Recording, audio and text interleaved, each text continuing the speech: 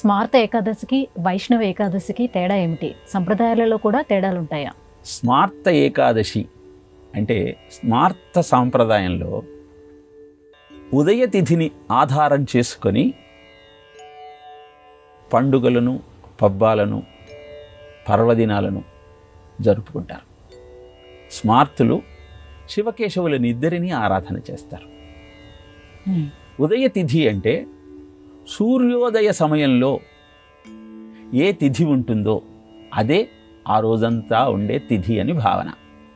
ఉదాహరణకు 6 గంటలకు ఒక తిథి వచ్చి ఉండి 8 గంటలకు ఆ తిథి వెళ్ళిపోయింది అనుకోండి, ఆ రోజు మాత్రం 6 గంటలకు ఉన్న తిథియే రోజంతా ఉన్నట్టు భావన చేస్తారు.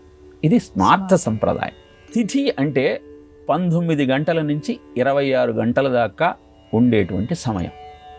అందుకే ఈ విధంగా సూర్యోదయ సూర్యాస్తమయాల సమయాలలో తిథుల యొక్క రాకడా పోకడా మనం గమనించవచ్చు.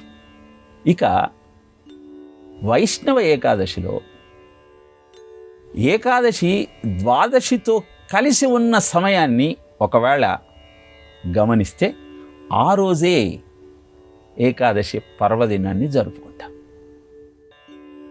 శేషము ప్రాధాన్యత సంతరించుకుంటుంది వైష్ణవ ఏకాదశిలో. కేవలము ముహూర్తాన్ని నిర్ణయించటంలో మార్పు ఉంటుందేమో కానీ ఆచారాలలో, సాంప్రదాయాలలో, స్వామిని అర్చించే విధి విధానాలలో పెద్దగా మార్పు కనపడదు. కారణం భావము ఆ పరమాత్మను ఆశ్రయించటమే.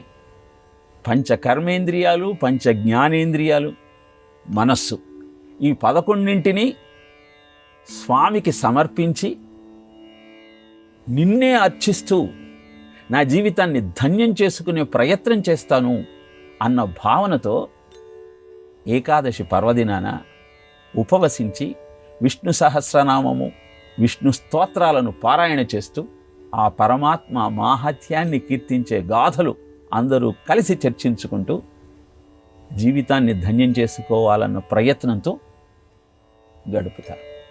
దశమి నాడు ప్రారంభించి ఏకాదశి నాడు ఉపవసించి ద్వాదశి పారణ సమయంలో భోజనాన్ని స్వీకరించే సాంప్రదాయం స్మార్త ఏకాదశిని పాటించేవారు నిర్వహిస్తారు.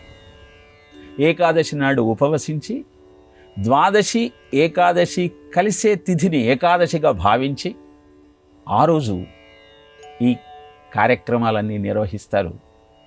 వైష్ణవ ఏకాదశిని పాటించేటువంటి మధ్వ సాంప్రదాయంలో ఉండేటువంటి భక్తులు. ఏదేమైనా అద్భుతమైన హరివాసరము ఏకాదశి. ఆ ఏకాదశి వ్రతాన్ని ఆచరించటం పూర్వజన్మ సుకృతం. ఈ విషయాన్ని గ్రహిస్తూ ఏకాదశి పర్వదినాన్ని ఆచరించే ప్రయత్నం చేద్దాం.